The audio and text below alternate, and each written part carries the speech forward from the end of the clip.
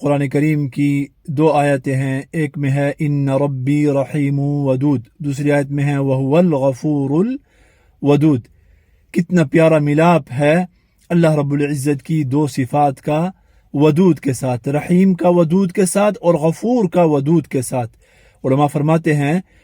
کہ دنیا میں کوئی انسان اگر ہمارے ساتھ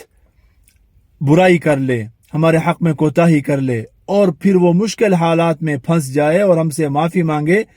تو ہمیں اس کے اوپر رحم آتا ہے، ہم اس کو معاف کر دیتے ہیں، مگر محبت نہیں کرتے، وہ بندہ ہمیں اچھا نہیں لگتا۔ مگر قربان جائیے اللہ رب العزت کی ذات عالی پر کہ اللہ رب العزت کے حق میں ہم ہر وقت کوتاہیاں کرتے رہتے ہیں